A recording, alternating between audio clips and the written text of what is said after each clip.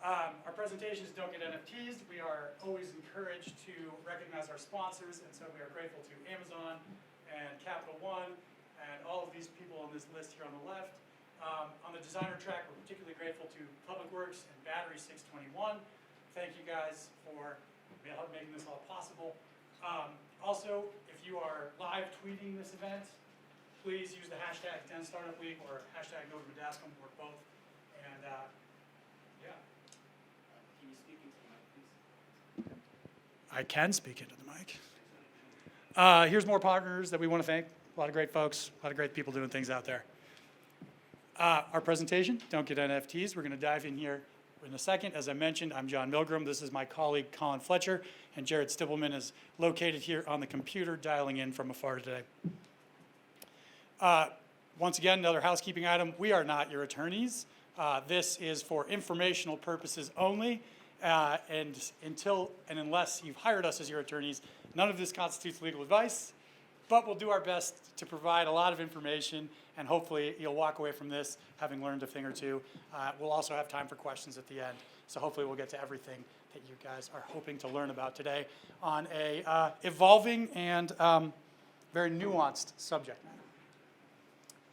Today we're going to be first talking about what is an NFT, then we'll talk about how do we make an NFT, and things you should be concerned about when making an NFT.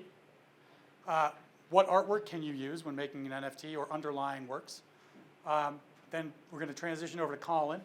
He's going to talk about financial crimes and whether this is an issue, as well as estate and how NFTs are disposed of if you die and you are in possession of them. Then we'll have some time for questions at the end. So, jumping right into the nitty-gritty here, what is an NFT? An NFT is a cryptographic asset, essentially a digital receipt that is recorded as a piece of computer code that is on the blockchain. It has a unique identification code with metadata, so it is good for collectibles, unique items, or otherwise unique items like deeds. So collectibles like essentially a digital sports card is what we're going to talk about at one point today. It's not cryptocurrency, as it is non-fungible. One Bitcoin equals another Bitcoin, but one NFT does not equal another NFT necessarily. So this is kind of the basic foundations. However, they are often purchased and sold using crypto. When I told my mom earlier this week that I'd be presenting on NFTs, she asked me, is that like crypto? And I said, well, kind of. And she sent me this cartoon from the New Yorker that she took a picture of with her phone. I don't know if you can read that. It says, after these rapids comes the really hard part. A bunch of guys we don't know talking about crypto at the same time. So that's going to be us today. Not quite crypto, but very similar. But ideally, we're going to make it a little more entertaining, and hopefully it won't be as challenging as transcending rapids in a canoe. One last thing to note before we dive into something hopefully a little bit more fun is that each NFT has a smart contract embedded in the NFT that governs the rights of the underlying asset. So it will tell you exactly kind of what you're getting when you buy this NFT. And don't worry, we're going to dive back into this really riveting slide here in a second, but first I want to show you a quick clip which hopefully can sum this up a little better than I can. Pay particular attention to the last individual who is rapping on the verse. Secretary Yellen, it was an honor to have you with us today. Well, it was my pleasure, Professor. It's always nice to speak to aspiring economists. Do we have time for one more question? Hey, I don't have anywhere to be. All right, anyone have a question? Come on, guys, the Secretary of Treasury is right next to us. Yes, you, young man. Two Silicon boys were talking outside, talking outside, talking outside. Okay, and so what is your question? Two Silicon boys were talking outside, talking outside, talking outside. Yeah, I heard you the first time.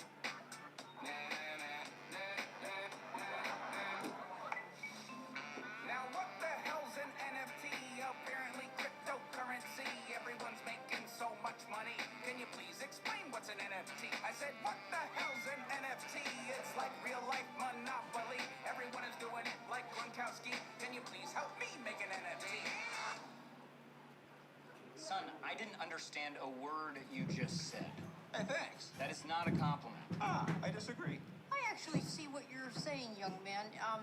We are aware of NFTs, and they are Excuse me. currently... I can break it down for you. I'm sorry, are you Morpheus from the Matrix film series? No, but I do have pills if you need some. The thing about NFTs is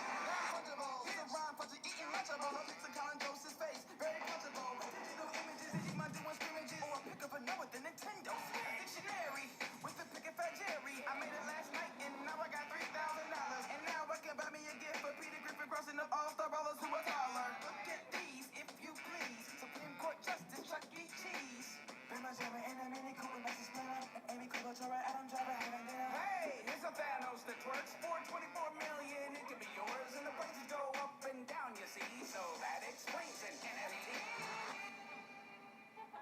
Okay, well, that was just a list of complete nonsense, but you're not totally wrong. Can anyone here expound on that a bit more eloquently? Anyone? What about you, man with the mom? Who, me? Well, I wasn't really paying attention, but if I had to explain NFTs, I'd probably say that, hey, here's the thing about NFTs. It's a non-fungible token, you see. Non-fungible means that it's unique. There can only be one like you and me. NFTs are insane.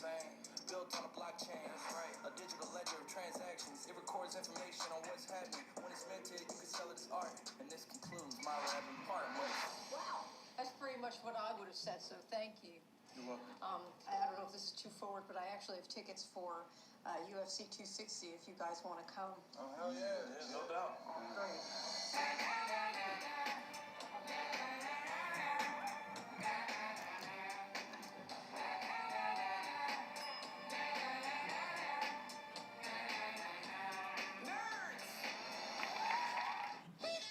So I take that nerds to be a bit of a compliment, but I think Jack Harlow's portion in that was clearly the most salient and probably the most accurate. Keys here, it is a unique cryptographic token, essentially a section of computer code that is stored on the blockchain. Blockchain being this diagram down here, which I'll go into a little bit more, but hopefully everybody has somewhat of an understanding of what that means. That then represents real world or digital items. It's basically considered to be a digital receipt or a title. So a piece of code on the blockchain that represents a real world item like a house. It grants owners certain rights to that underlying asset, and those rights are conveyed in a digital contract, and it was a smart contract that is embedded in the NFT. Now those rights might be ownership, but most often they are something far short of ownership, which is something you should be very aware of. So blockchain is very important because it makes NFTs very secure and immutable. They're very hard to delete or get rid of. They're very hard to counterfeit because they're stored across a number of different spaces. So when you look at this, on the left, we have kind of a, well, my left, I guess your left too, a centralized network. So if you think about like Microsoft SharePoint, all of our firm uses Microsoft SharePoint. We can access the files on Microsoft SharePoint. However, if Microsoft SharePoint is compromised, none of us can access those files. We could be hacked, we could have ransomware, it could all be taken away very quickly, which is why we have very strong security protocols. On the blockchain, however, all of this code is stored in multiple nodes, many, many nodes that are corresponding with each other to basically ensure that there's nothing that can be deleted or muted without all of these little nodes kind of operating in agreement. So it's very secure, but it also is very hard to get rid of things. So, NFTs, let's go through some real-world examples. One of the most prominent examples is Beeples. Mr. Winkleman, he's an artist. He created this digital piece of art up here on the right. It is 5,000 individual images that he created over a 13 and some change year period that he sold at Christie's. Anybody care to venture how much this NFT sold for? This gentleman knew. 30 million, a little low. $69 million. And what that individual who purchased this got was a key, essentially, that says, here's my hash, I own this artwork, and the artwork is somewhere else. The artwork very well might be stored in a centralized capacity on a server like SharePoint. But this key, this NFT, just says, basically, you own that artwork that's over there. So that's Beeples, that's Opus, that's a very, very famous piece, and to this date, I believe it's the highest grossing piece of artwork that was sold as an NFT. Another very, very common one, I mentioned collectibles like sports cards. NBA has released its own series of NFTs called Top Shot. LeBron James is the sort of king of these, I would say. And his top-selling NFTs have sold for 6 figures. So if you click on this link here, you'll see, did that go there? Let's see if I can figure this out. Nope, wrong way. Aha. Excuse all my many windows that are open. So here we have the Top Shot website. You can see this is the actual digital clip that you would be purchasing, so you would be getting title to this, and then you are the owner of this beautiful LeBron James NFT of him dunking after a pass from good old Mr. Alex Caruso. So those are examples of NFTs that are digital assets. So it's only art. So it's only art and it's digital art. It's not even a physical piece of art. It is a piece of art that is digital and is stored somewhere in the ether that you're getting a key to that essentially is a deed or a title that says, I have certain rights in that piece of art. No, good question.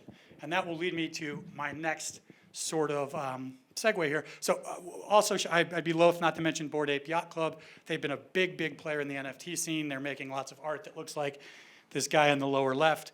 For those of you who were around during the era of Pogs, reminds me a lot of Pogs. It's kind of a collectible that is garnering a lot of money, maybe Beanie Babies, same sort of deal. It's a collectible piece of art that's digital. So you can have digital or real property that's represented by this NFT. So the real property, I think, is more nascent than the digital property. There's not a lot of examples of it that are currently being used, but you can see how this could be very, very valuable for things like car titles. Instead of going to the DMV with a piece of paper that could easily be destroyed, lost, burned, damaged, fraudulently created, you have it stored on a very secure blockchain where all of these nodes are corroborating the validity of that title, and then you just transfer it. No need to go to the DMV. You just bought my car, here's the NFT that is the title to the car, and here are the keys. Same could be true of house deeds. There's a number of applications which folks are exploring, which haven't really come to fruition yet, but you can kind of see how this works. There is one very prescient real-world example, and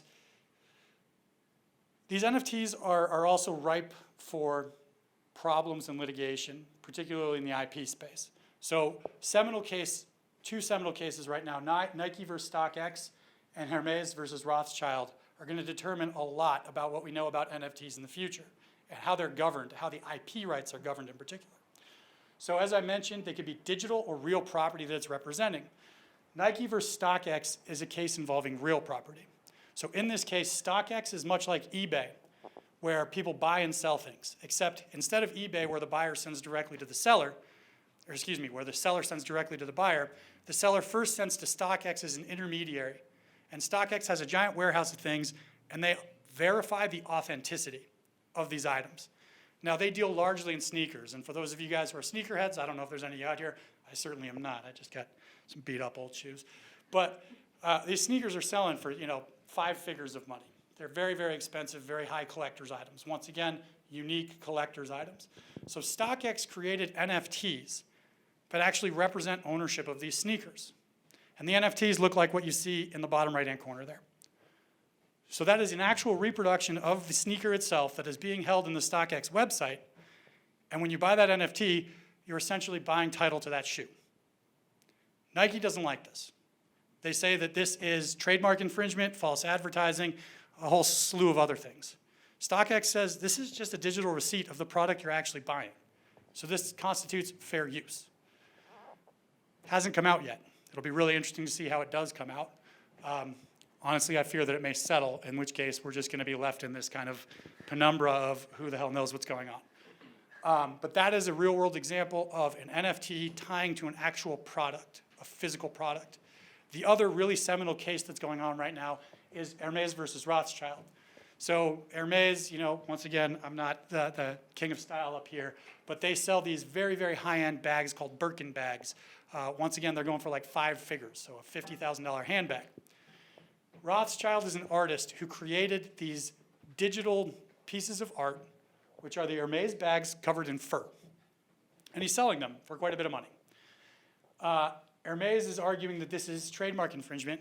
Rothschild is arguing that this is just artistic expression. So if you think about like the Andy Warhol soup cans, that's the position Rothschild is taking. I just made a painting digitally of these goods, slapped some fur on it, and we're all good. Hermes is saying this is a blatant ripoff of our intellectual property. How it will turn out, yet to be determined. So there's a lot going on here, and why should you be interested? Well, right now, there's a $41 billion market for NFTs in the world. Technovio predicts this is going to be $147 billion by 2026.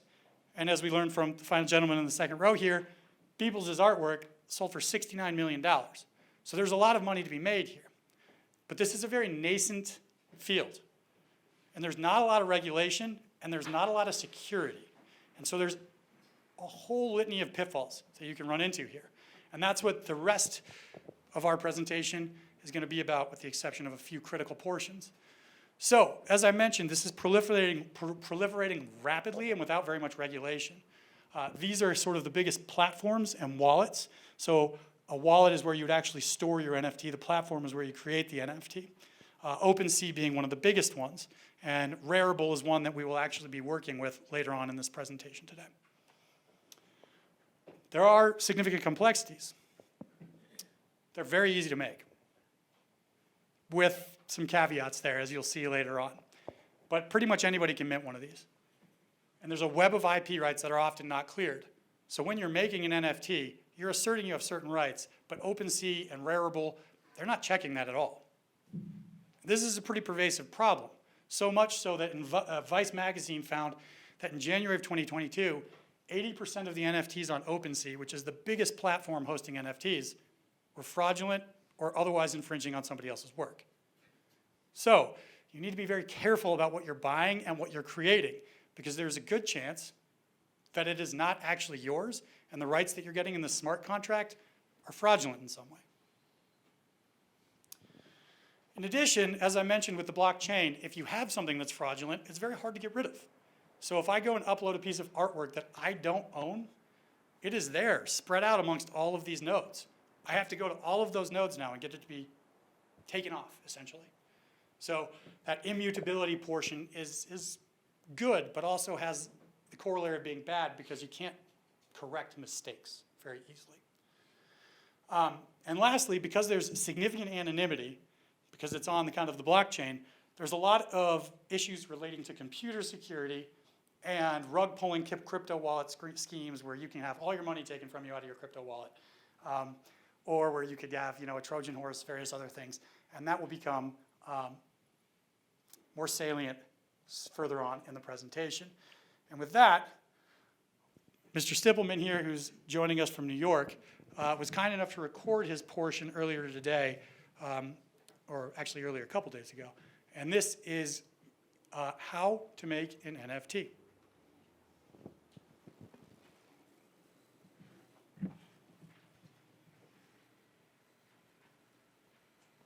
Hey everybody, I'm Jared Stippleman with Milgram & Dascom, and I'm going to speak with you today about how easy it is to create an NFT, and also how easy it is to accidentally cause yourself some problems when you do so. Before I begin, however, I would like to take this opportunity to thank our sponsors and to thank Denver Startup Week for having the opportunity to deliver this presentation to you in the first place. So as I had mentioned before, NFTs are very, very easy to make, and as you know through sitting through my colleagues' presentations, NFTs are also an exciting and new way for entrepreneurs and artists to authenticate and then market their own unique works. However, like with anything else that's new and exciting and easy, there are many, many pitfalls for the unwary. Before we go into the pitfalls, though, I do want to discuss just how easy it is to create an NFT. And to do so, we are going to literally go through the process from Google through the end. Give me one moment to share my screen. Very good. As you can see, I am literally going to Google the phrase how to mint a free NFT. If you're like me, you frequently learn how to do things by Googling it and then looking at the first option. In this case, it looks like our first several options are ads, so we're going to go to the first non-ad option. How to mint an NFT for free. That looks like that's where we want to be. You would normally read this whole article, but I will skim a little bit since I do kind of know what the ending is going to be. You'll see now it gives us the first step. Step 1, create a MetaMask wallet account. So most NFTs cost a little bit of something in order to be created, and usually the creation cost as well as the actual sale of the NFT is conducted in cryptocurrency, so you will need a crypto wallet. This website is recommending MetaMask, which is a pretty large and easy to use one. So let's go ahead and download it. Googled it as you saw. We will now click download from Microsoft Edge because I'm using Microsoft Edge. Click the get button. Add extension. This will probably take about 30 seconds, but we don't like dead air in presentations, so I will tell you a little bit about crypto wallets while that's going on. Crypto wallet is essentially a program that has offline authentication and dual-factor authentication to allow you to hold cryptocurrencies, which you can then use for any number of functions, including to mint other NFTs, as well as to purchase NFTs. All right, as you can see, it literally did not take very long for this wallet to download. It won't take too much longer to set it up. Click the Get Started button. As a lawyer, I should not be allowing you to see me completely ignore terms of use. Everybody should always read the fine print before clicking I agree, but I have seen this fine print before, so I'm just going to agree. You need both a password, which is a password, and a secret recovery phrase, which functions almost like your wallet username in order to get started. So let's get started. Gotta create a password. I don't want you guys to know what my real password is, so we are going to use password 1 exclamation point. Do as I say, not as I do. Everybody should read terms of use and not just create immediately.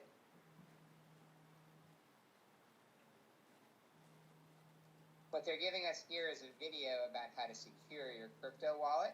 We would heartily recommend that you watch this if you're first creating one, but it's essentially telling you to keep everything secure, to not share your password and recovery phrase, and so forth. So we're just going to click next. Now is when we get our secret recovery phrase. Recipe genre, twin grab admit issue, stereo husband moral, train rubber major. It usually is just a selection of 12 random words. We're going to need to record this though, so let's actually write it down. They want us to confirm now. Recipe genre twin, grab admit issue.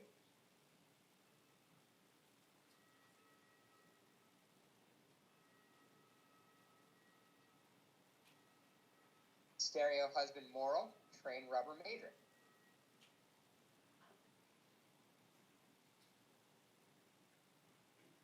Voila.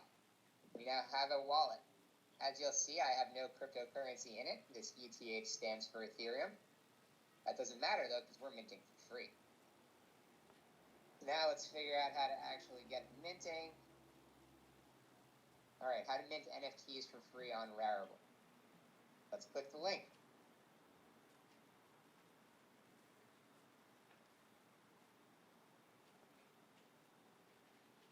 You might have to ultimately create an account or sign in as well as connect a wallet in order to actually use it, but that's as simple as pressing this connect wallet button. Picking the wallet that you might want to use, in this case it is the MetaMask we just downloaded, and then waiting a little bit until you get this communication message that you see up here, confirming that you want to attach the wallet to this particular website.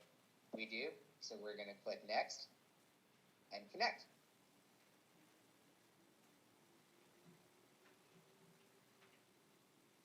It wants us to sign basically as a form of authentication. And now it wants us to basically pick a display name and an email.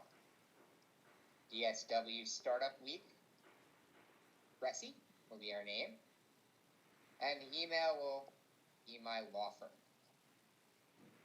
See this email up here? I might as well take the opportunity to say that if anyone has any questions during this presentation, you should feel free to contact us at our emails. We should read the terms of service before signing up, but again, do as I say, not as I do.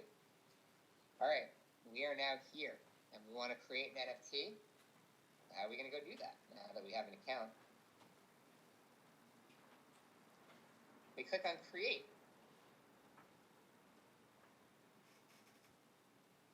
asked us which blockchain we want to use. As you saw, our wallet was connected to Ethereum, so let's use Ethereum. Now it's asking us if we want to use a single edition NFT, which we only issue one of, or multiple, which we can issue several copies of. Doesn't necessarily matter, it just depends on what your purpose for issuing the NFT is, but we will use single for this presentation. It's already attached to my wallet. Now it wants you to upload the file, which is going to actually be the NFT itself, the thing that people see or hear when they trade it. Essentially, any file in one of these accepted formats can be an NFT. It doesn't even have to be an image. It can be a GIF, be a audio file, or anything of that nature. In this case, we're going to use a picture that I took about 30 seconds before this presentation started of my dog's face. Hi, Mookie. That's my dog. We're going to sell it for a fixed price. 1 Ethereum is actually, even after the cryptocurrency crashes that you might have read about, well over $1,000. So we are going to sell it for a fraction of 1 Ethereum. 1/100th, which is still 13 bucks. We're going to create it on Rarible. Normally, minting costs money to create NFT, usually in the form of cryptocurrency. But in this case, we are going to use something called free minting, which allows the person who buys it to pay that fee. We're going to name it Mookie DSW. I'm going to give it the same description. And now we are going to create. There are also advanced settings if you wanted to have different text, voiceover options, size limitations, or things like that. Other platforms will give you other options to limit the way that your NFT is actually used, or to only give certain rights to people to resell it and things like that, but not for this simple one. And now we're going to create the item, and that will literally be that. You're now going to see that 4 little check icons come up: upload, mint, approve, and put on sale. This process usually takes about a minute or 2. You can see how quickly it's going here.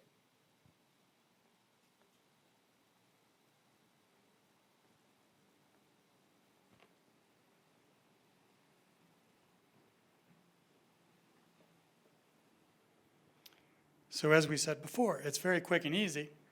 However, there are certain trials and tribulations which you very well might run into, which we were no strangers to in our minting of Mookie's NFT.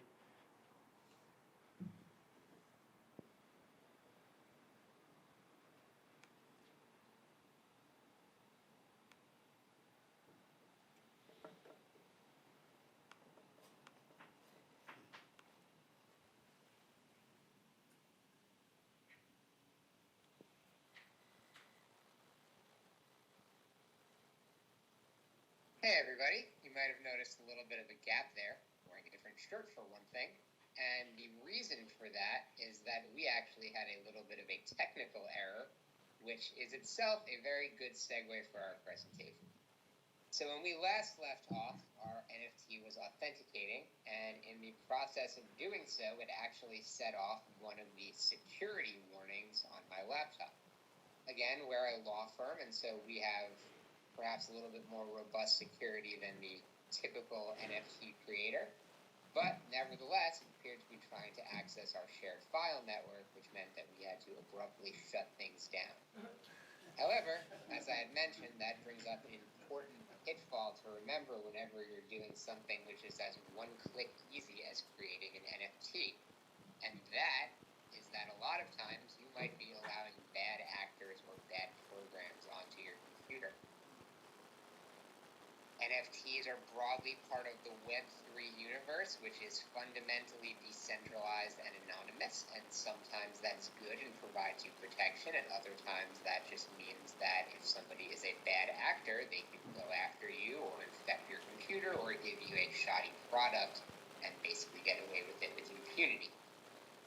So that's something that's important to keep in mind, so make sure that you vet any sort of program that you use and make sure that you keep very strong security protocols in effect at all times. Be wary of any sort of bugs, Trojan horses, collecting of information, or anything of that sort. There's also other sort of more NFT unique security vulnerabilities that can come up. We've actually had to work on a case involving them recently, although unfortunately can't really give you most of the specific details. As I had mentioned before, different exchanges and different ways of minting an NFT allow you to have different functions in the smart contract that underlies the NFT. Some of them allow you to give only sort of certain rights or certain control to the person who buys it, such that they might not be able to sell it without your permission and so forth. What we had to deal with, for lack of a better word, was a high school prank gone very, very wrong. We essentially had a client who had minted a large number of NFTs, sent them out, made a fair amount of money from doing so, but had done so in a way which is not uncommon, where our client, as the creator of the NFT, kept most of the rights to the NFT. So basically, they had just sold a single copy, and the person who had that copy wasn't necessarily able to sell it or do anything with it other than own it. This is, again, very common, and the NFTs, which are produced by Linkin Park, for instance, their current lead singer named Mike Shinoda does an NFT this way. I believe that Snoop Dogg's NFT works this way as well, but don't quote me on that. Unfortunately, what happened in this case is that my client didn't necessarily have the greatest security measures, and a acquaintance of my client essentially went into the NFTs and deleted all of the associated images with them. So my client essentially kept the ability to modify the underlying image or file attached to the NFT, and then they essentially just got deleted, even though they had already been sold. You can imagine that this created a few upset customers and some legal issues that were attended thereby. So, always be careful whenever you're dealing with a new technology like this to make sure that you only are using trusted technologies and providers, that you keep good security, and that you keep good personal operational security. Don't be giving out your passwords to people unless they really have to know them. So one of the things that we had just discussed that came up a few times was control of rights. And that is actually what I would say, alongside potential securities issues, one of the two biggest problems that are likely to come up in the NFT space, and that indeed have been coming up in the NFT space.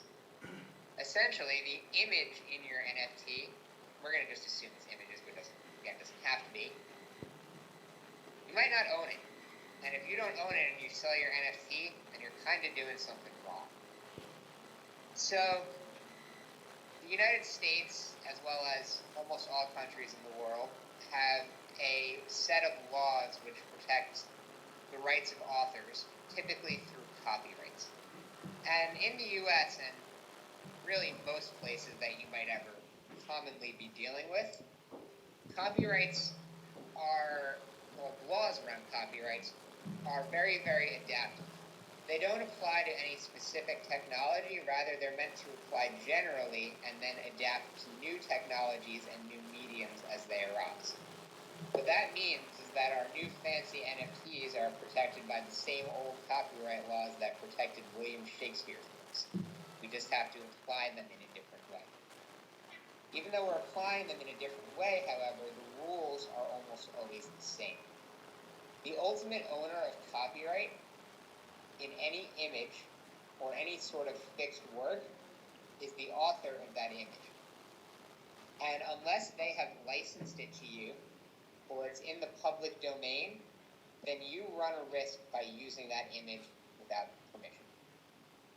So, the public domain is something that people oftentimes don't necessarily understand or think might be a little bit bigger than it actually is.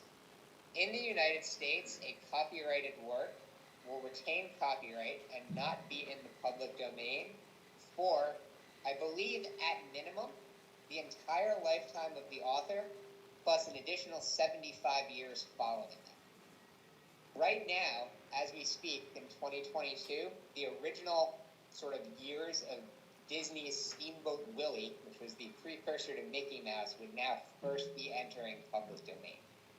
So essentially, unless you're taking an image of something that's 200 years old, or from a book that's 200 years old, it's probably not reliable to think that it's in the public domain. So that means that you need to get a license. Most copyrighted works are not automatically subject to license. You usually have to actually go to the creator to get that license. Sometimes that can be simple, like going through an artist cooperative. It applies much more with musical work than it does with necessarily images. Other times it could be you just emailing or reaching out directly to the creator to ask for permission. Other times there could be a mandatory or public licensing scheme where you just kind of pay money and then automatically get to display the image. One of the things which we would recommend if you are going to sort of be creating your own NFT is to do one of two things. One of those would be to just literally create your own work. If you create your own work and it is original and not actually just a copy that you made of somebody else's, then it is subject to your own copyright and you can do with it as you will, even if it is awfully similar to somebody else's work. The owner of that other work that yours is similar to, they would have to be able to prove that you had seen and had access to their work and were inspired by it when you made your copy of it. So as long as you're not, again, literally copying something else you've seen, then something you have created is very likely to be subject to your own copyright and you can do with it as you will. The other thing which is a good idea is to get something which is subject to one of a number of open source licensing schemes or regimes. The most common of those is the Creative Commons, and there's a lot of images that are subject to Creative Commons, and I will show you now how to search them real quickly. Let me just share my screen very quickly.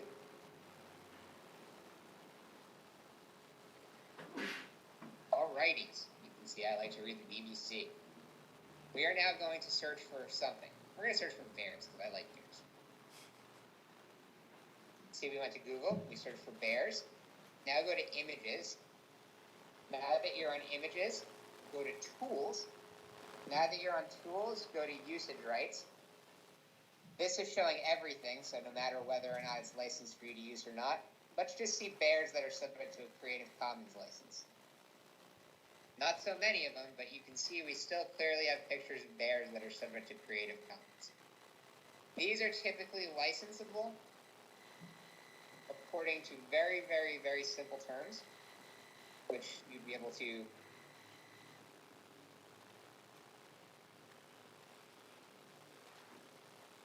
Alright, that's not it.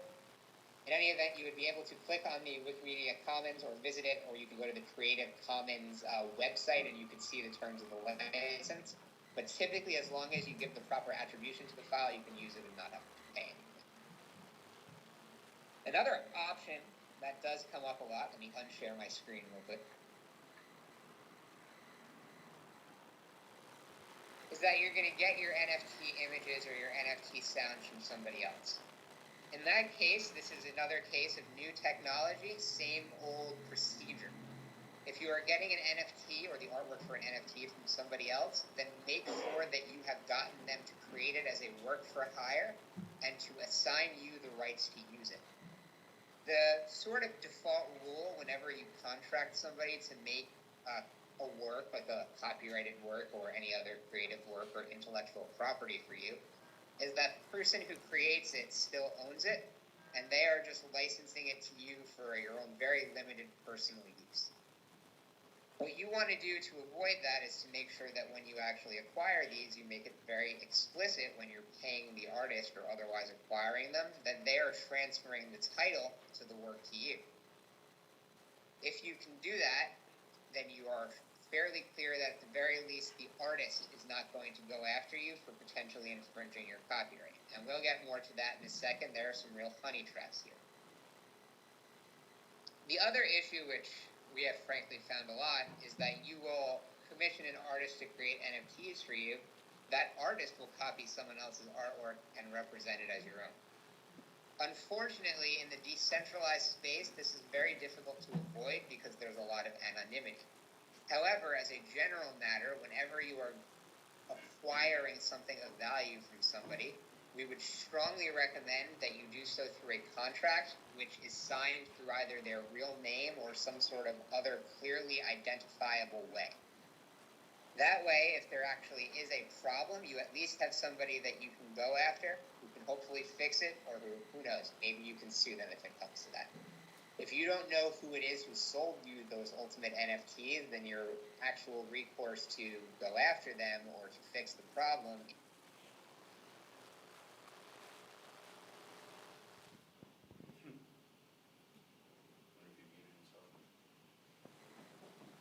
Entirely possible.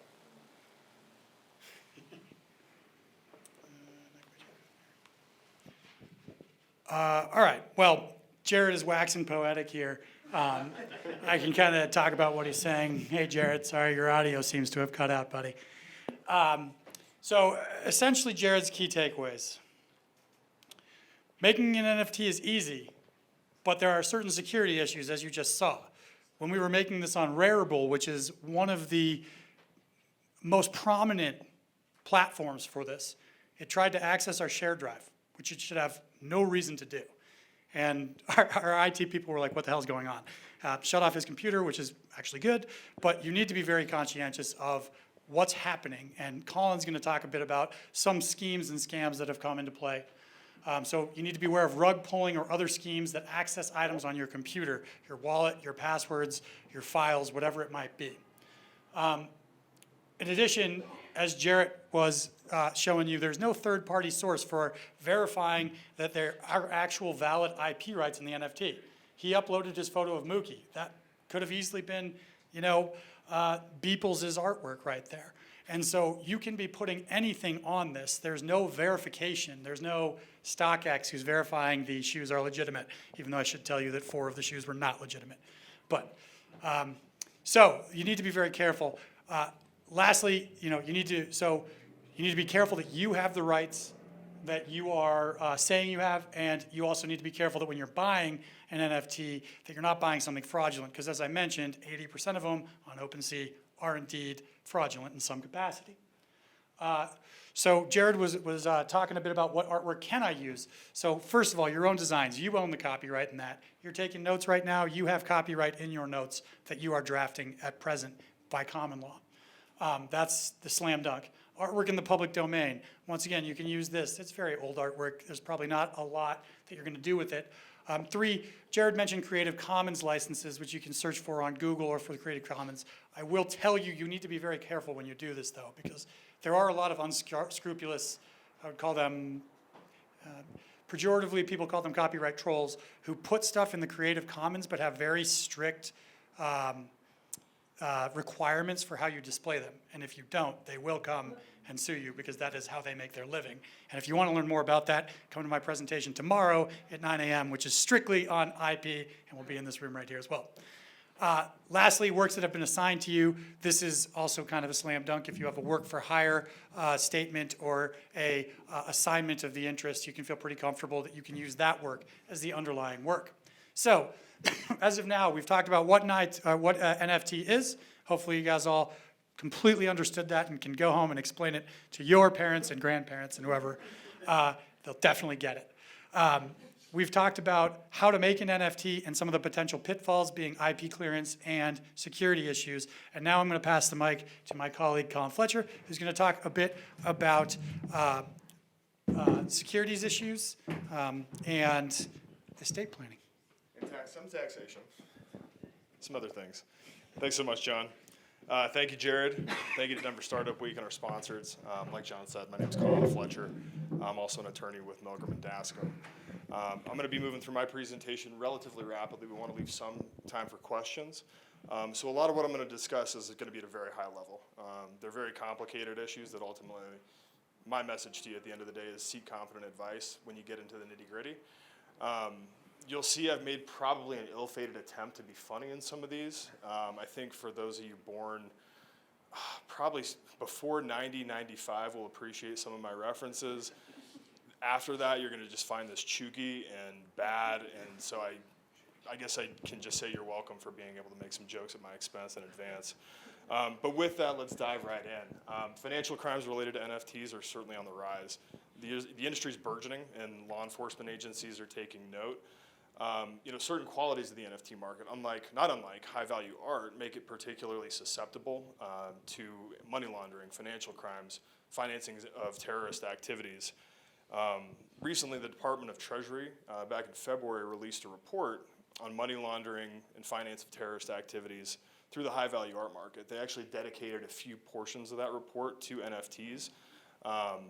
Again, you got an opaque market, private transactions, shell companies, bake that in, and that's part of what you see in the high-value art market, then bake that into what you get transacting NFTs, and with the blockchain on the internet, you've got a sufficient degree of anonymity that can make it very, very susceptible and ripe for misuse by bad actors.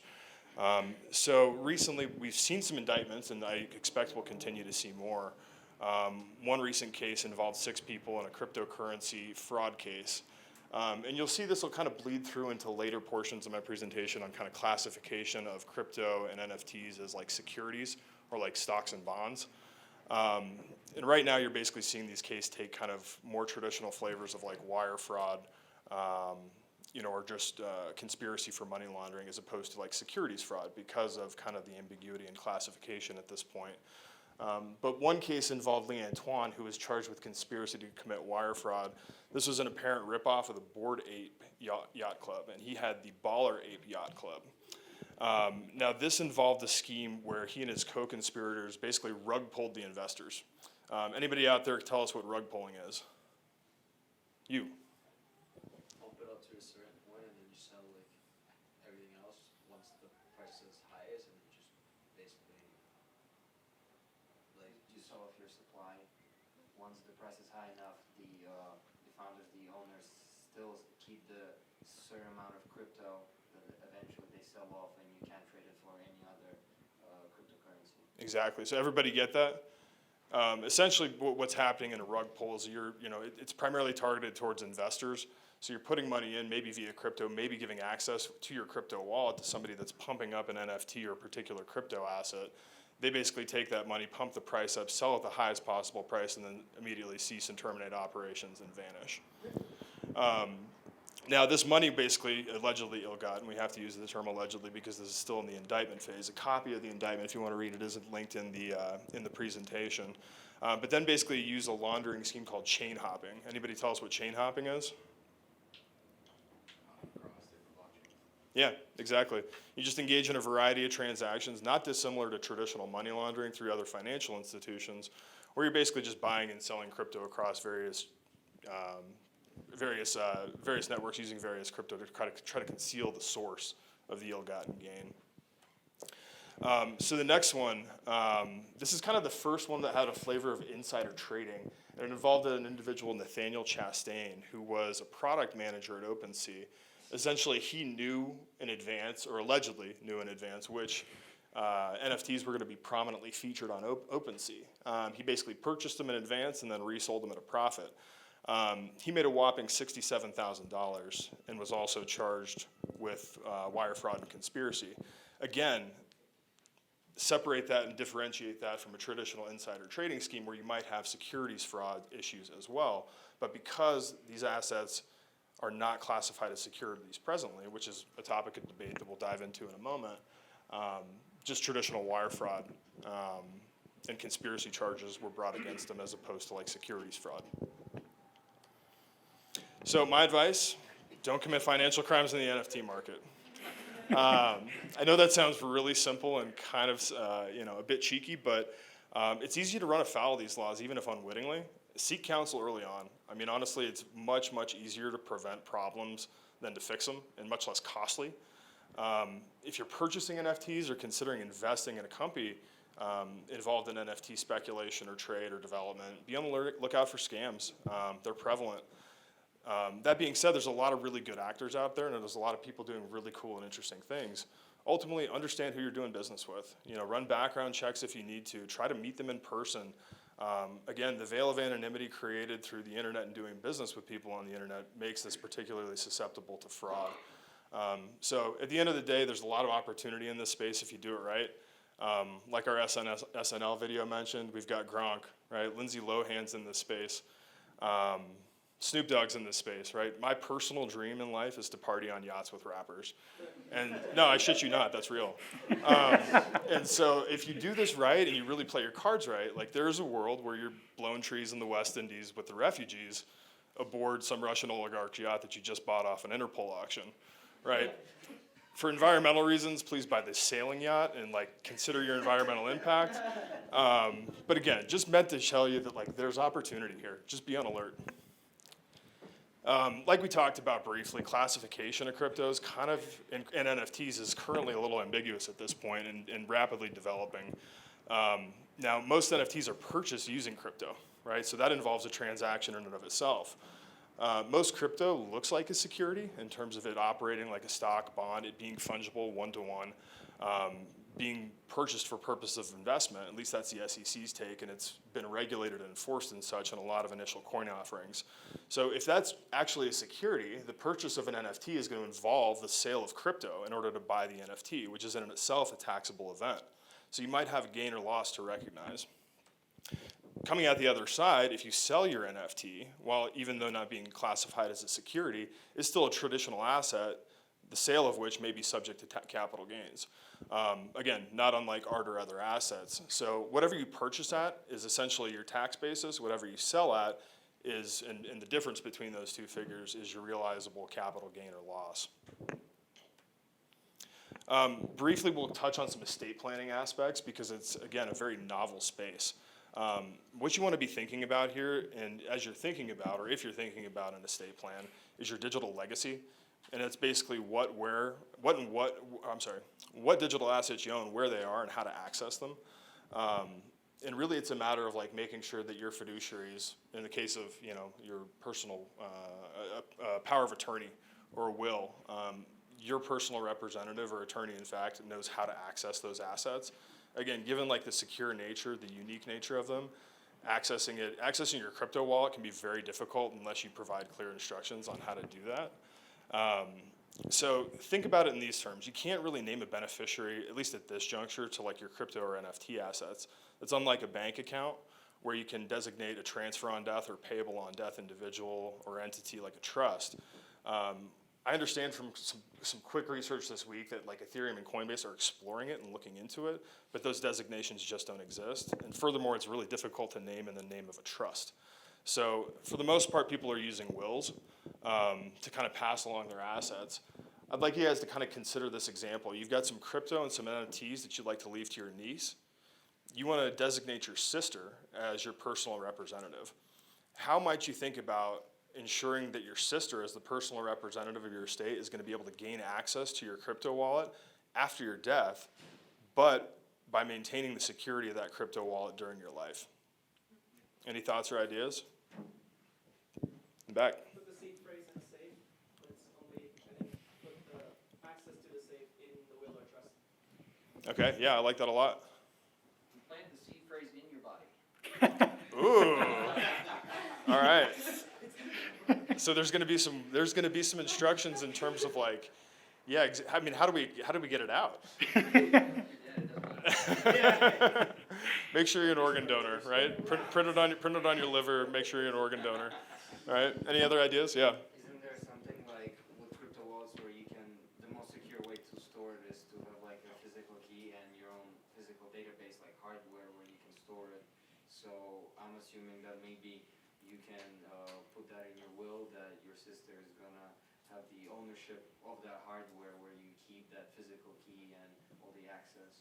Exactly. I love it. And these are all fantastic ideas and really come to the notion of like, make sure that your sister as your personal representative has clear instructions, right? She knows how to access those assets and when and who they're supposed to go to. So again, part of this is just like working with an estate planning that like understands at least generally the unique nature of crypto and NFTs, providing clear instructions to your personal representative in terms of how you want those handled on your death or incapacity. And just thinking through how are you going to keep it secure. I mean, just kind of think about it in a really, really detailed way. Theoretically, let's say you go on the outs with your sister and she's designated as the personal rep and might have access to that information, and all of a sudden you have a falling out and don't trust her anymore. Probably need to make some changes maybe to your key, to your crypto wallet, right? So you've got to think about how those things are going to operate. Go ahead. dead man switch. So if you stop pushing the button, it instantly transfers. I love it. Yeah, or like some form of pacemaker that like monitors your heart rate, and if it ceases, it just automatically transfers. This is Mission Impossible shit. I love it. All right. Well, takeaways, guys. Again, non-fungible tokens are stored on the blockchain and represent digital or tangible goods. The market is large and growing. Easy to create, but as a result, there's a lot of fraud and scams. Be sure you understand the rights of the smart contract and the holder of the underlying IP. That's really, really easy to run afoul of, and like being able to really, really understand that is critical to not unwittingly run afoul and get a letter from Trademark Troll or somebody that's going to, claim an interest in that. Keep in mind tax implications, securities interests. Be on the lookout. These regulations are going to start to come to the forefront in terms of how these assets are classified. And think about it in the context of your estate plan. I mean, at the end of the day, crypto's sexy, right? NFTs are sexy. It's a really fun, burgeoning space. Like my personal dream about this, and where I think I see it becoming really cool, is like the use of art through like holograms and experience. So I think that's going to be a really, really fun place to watch develop. Make some money, be careful, have fun doing it. Seek competent legal advice. Thank you, guys. We'd like to open it up for questions. Yeah, go ahead. Yeah, this might be a question for tomorrow's IT thing, but with the advent of the generative art, AI, Yeah. OpenAI, Midjourney, DALL-E, that kinds of stuff. Yeah. Have we figured out like the IP yet, or like we have some? You guys have some general ideation for like who owns the prompt, who owns the image that's generated from the prompt?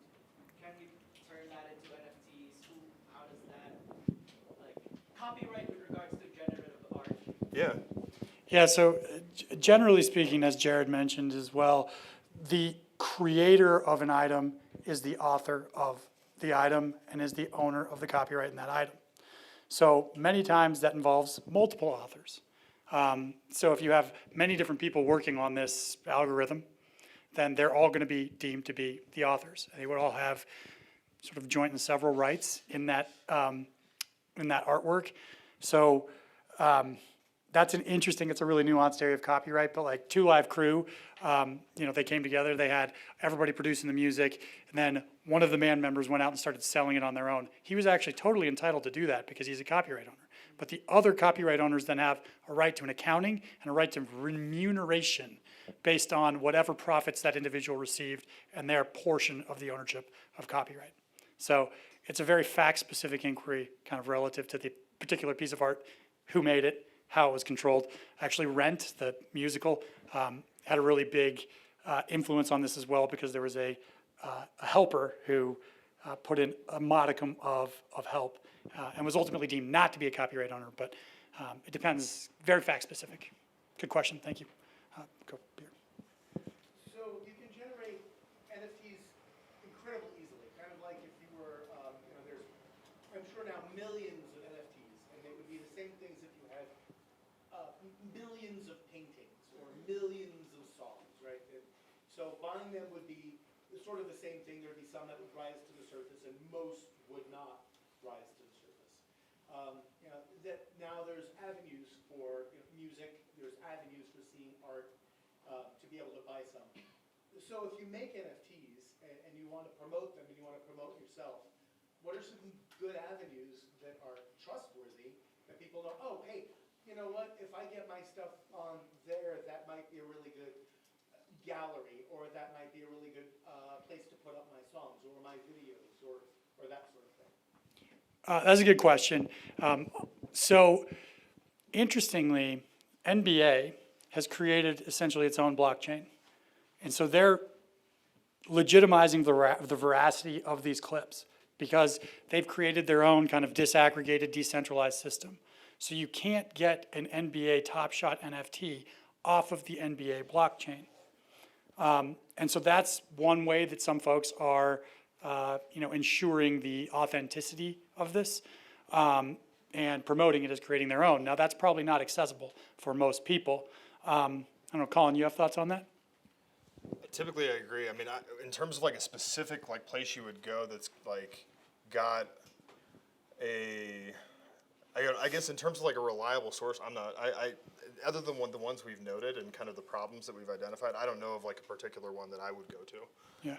Jared may have some ideas. Jared, did you hear the question? Sure did. Unfortunately, I don't have too much to add beyond what Colin had said. As everyone here is aware, there have been various points in time when different social media platforms or whatever everyone would go on, and now those social media platforms are just for old people. So if you're ultimately relying on the prestige of a particular platform or chain to sort of verify the legitimacy of your artwork, you might find that that passes you by over time. Like with anything else, to keep the metaphor of art where you're essentially selling your own inherent value, the best thing that you can do is to just build a brand and have people really like your products, and then you yourself will be what guarantors the name. But also with art, it's very, very hard to break in. Yeah, and to Jared's point, you know, like Beeples's Opus was sold by Christie's, so they're verifying the legitimacy there. So I do think that that's actually a fairly, I don't want to say low-hanging fruit, but that's a field where curation and verification is definitely something that I think will be growing in the near future here. I have sort of a complicated hypothetical I'm hoping you can answer. Let's say, talking about work for hire, a project hires a designer who plagiarizes work, sells it as their own to a project. That project creates an NFT, sells it to a user. That user uses a platform to sell it to another user. That user, for instance, maybe pays for they're in a metaverse place that they pay for a gallery where they're allowed to display it virtually. So there's a lot of different transactions that have happened here, and it turns out the original work was plagiarized. Who, out of all of those actors, might potentially be legally liable to the original person who The richest one. That's actually probably the best answer. I mean, truthfully, all of them. And so this is why contracts are really critically important, and I'll talk about this tomorrow as well. But really, if you're getting intellectual property rights conveyed to you from somebody upstream, you want to make sure that there's an indemnification provision. So if you get sued for infringement, they're stepping into your shoes, but that might not be enough because they very well might be judgment proof. So then you need insurance requirements and having you named as an additional insured. So essentially, upstream indemnification is the name of the game. And you see this a lot in software contracts where it gets conveyed through like 7 different parties. And every time you should be requiring the party who's giving it to you to represent and warrant that it is legitimate, that it's not infringing, to indemnify you for any claims of infringement, and to provide that you're an additional insured and list you on their insurance policy. But there's not really a good way. And to Michael's point, they're going to go after the deep pockets. So, but everybody will be named. What if you were at the NBA game, sit in front row, and you have your camera and you take a video and say it's the time when Jordan, say he ends his career breaking his leg on that play, and it's worth something. And you create an NFT to sell it. Does the NBA have any rights for Jordan himself because it's his likeness? That's a really nuanced and good question. So Jordan's likeness, he's a public figure, and he's performing in a public space. So generally speaking, public policy would speak to you being allowed to take a photo or video of that. Now, the actual rights of what you have in that photo or video are likely to be governed by the ticket that you purchased to get in there. I don't know the specifics of your particular situation. My gut would tell me that you took the video, you're in a place of public appeal, this is a person of public interest, you would likely own that clip. Just the same as somebody sells a viral video to LAD Bible or any of the other folks who are promoting these sorts of things. But you know, I used to work security at Red Rocks in high school, and there was bands who would not let you film, and that was part of the ticket. So by buying this ticket and entering the amphitheater, you're agreeing that you won't videotape anything. In that case, it might be a little bit different. My expectation with NBA would be you're allowed to take photos and turn them into NFTs. Or what if he was skateboarding down the street and you had the video of it? Yeah. Same instance. Same deal, yeah. So the personal rights are lesser for people of public interest, public figures, which is why paparazzi can, take pictures of Tom Cruise on a beach and sell it for a ton of money. Can you touch on the utility of NFTs pertaining to like Gary Vee's project, where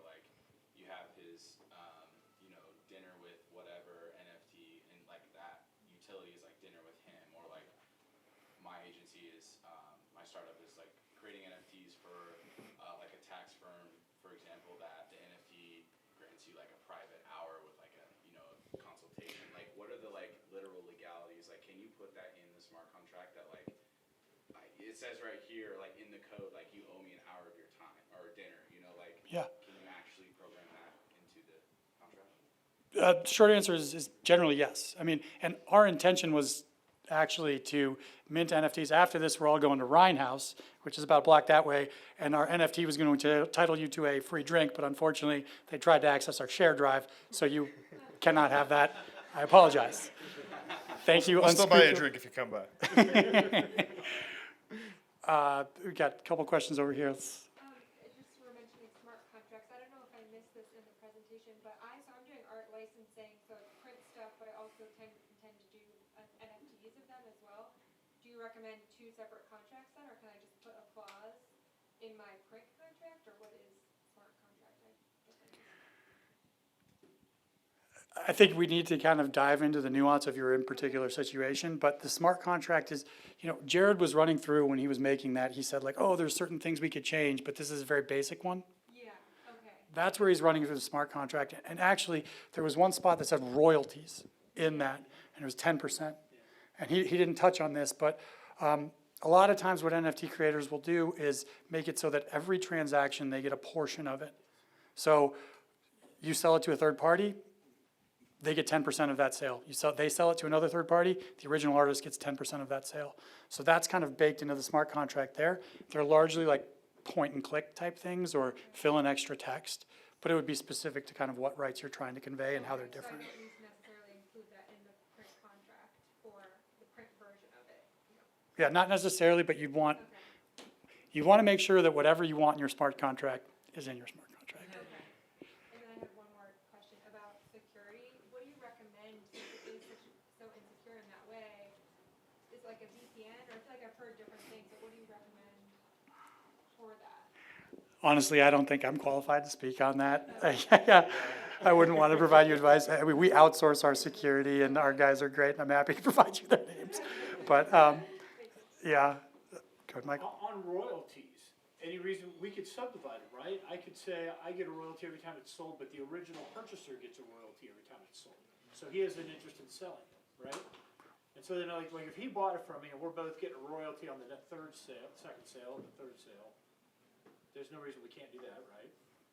I'd have to write it into the contract. Because my question becomes, what if he, you know, his bank account fades off on the 5th sale? I could write in there, if you don't keep it current, then your royalties flow back to me, right? That's all just legal stuff. There's nothing different about it. I mean, I don't see a reason why not necessarily. I've never seen that, but I don't know why. Yeah. I mean, if he's keeping everything as my bank change, it would still be his royalty. But you know, I don't want Right, to but keep he's- a separate account for every person who I lose, who doesn't stay in touch and Right. somehow fades off the contract. I mean, I see no reason why not. Never seen it before, though. I guess I don't see a reason why not from a legal perspective. I mean, I think the likelihood, especially if it's a crypto transaction, like theoretically that crypto wallet, even if it's inaccessible, would still be active. And the money would still flow into the crypto wallet, but maybe just be inaccessible, not like a traditional bank account where if it's closed. Yeah, and I wouldn't know that. Yeah, and then it's like, it's sitting somewhere on a thumb drive or, so. But yeah, it doesn't seem like it would create like an accounting issue for you if you were responsible for making sure they were, you know, paid their fractional portion of the royalty. My company, our startups in the NFT space, our tech guys estimate that more than 95% of the content on NFTs is actually saved off-chain. Yeah. And a significant majority of the content is off-chain. What are the legal implications from a security standpoint? You know, someone's buying something that they believe is saved on the blockchain, and almost none of it is, and it's less secure. A lot of them are just pointing to databases. That NFT company goes out of business. You have no way to access your The underlying asset. I'm just wondering the legal implications. I mean, we're doing what we can. I believe best technology in that, but still. Right. I mean, that's a really interesting question, and it speaks to the problem that Jared was talking about with his client, where somebody accidentally deleted the underlying work. So now you have the title to something that no longer exists. I haven't seen it litigated, but I would imagine that, the person who sold you this thing could then be held liable for deleting the thing. Now, once again, it speaks to the problems of anonymity, because if you don't know who sold you the thing, how can you bring suit against them? Or if they're in, Sri Lanka, that's going to be really difficult. So, Jared, do you have anything you want to add? Did you hear the question? I largely agree. I think it's important to remember that NFTs are a medium, but everything that we're doing with NFTs is just an application of contract law or copyright law or something of that nature. And so the scenario that you just described is unfortunate, but the person's going to have very, very little recourse because this is still largely an unregulated area. And as John was saying, the only real thing that you can do is to know the counterparty to any transaction that you're in to the greatest of your ability. And to that point too, I think that if you were to, disclaim in the sale that this NFT is not held on the block, or that the digital asset that's represented by the NFT is not held on the blockchain, and that you're accepting all risk that it might get deleted, I don't think there's probably a lot of recourse there. And the buyer is probably, unfortunately, SOL. One more reason why you got to be really careful in buying these. Let's go here and then the back. Could you speak on the current regulation or future regulation with wash trading? I cannot. I cannot either. Jared? Wash trading? Not something that I can necessarily talk about here now. Sorry about that. Generally, what is it? Well, it's like when you talk about like your entrance and exit with the capital gains taxes. Yeah, okay. People use different wallets to have a realized loss while still holding the asset. Right. Which is like very easy in a decentralized space if there's no tracking the wallets. Yeah. But with future regulation, I think there's some now, and that's a lot of things that SEC is working on. Agreed. So I just want to see if you guys from a legal background just shed light on that. Gotcha. That makes more sense. So yeah, I mean, a traditional like wash sales, like it's almost like in the context of securities, it almost operates like a 1031 exchange in the context of real estate. So it's like if you buy something and then sell it, you might be able to offset gains against losses, or even not realize a gain if you buy a similarly situated asset within a certain amount of time, right? So if you're dealing with a decentralized market, and if you're dealing with like multiple wallets and spaces, like who's the true owner? And can you theoretically apply like traditional wash sale concepts and not realize those gains? I'm not honestly perfectly sure where that regulation is going. I would imagine it's going to be looked at very, very heavily. Wash sales and 1031 exchanges in the real estate world can be an area that are abused, right? And heavily. So I imagine the SEC, Department of Treasury, to the extent, and not even to the extent, as they're developing these regulations, will be looking into wash very, very, very, very keenly. I have no personal idea where it's going right now. Sounds a lot like tax loss harvesting, though. Exactly. Yeah. I feel like as long as there's legitimate basis for it, I mean, obviously there's ways that this can be corrupted because you can control the markets in a much more meaningful way. But, with the S&P nosediving and Bitcoin nosediving, like you can recognize losses on those and reinvest at a lower cost basis. So I don't know why you wouldn't be able to, but don't take my word on that. Go ahead.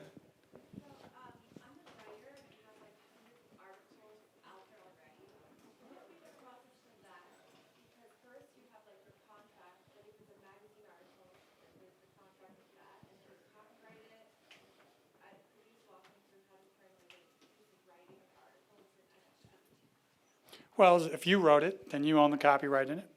And then you can do exactly what Jared showed, which is to upload it, create the NFT, mint it, authenticate it, sell it. No. Come to the presentation tomorrow morning. We'll talk a lot more about federal copyright. 9 a.m. right here. We'll bring coffee.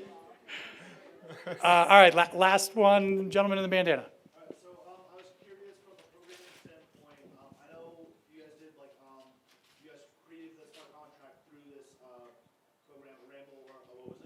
Rarible. Okay, cool. So, but from somebody who maybe is learning how to write the smart contracts, how viable is the programmer writing that in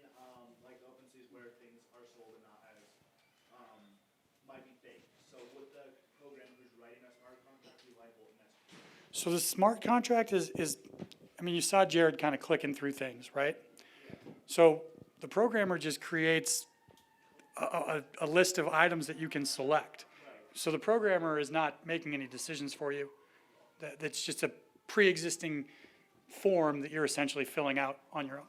So I would imagine the programmer would not be liable at all. Yeah, absolutely.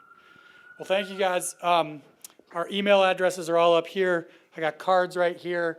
We're heading to Ryan House now for a post drink. Come on, join us. Say hello if you want to. Thank you very much. Appreciate you being in. Thank you, everybody.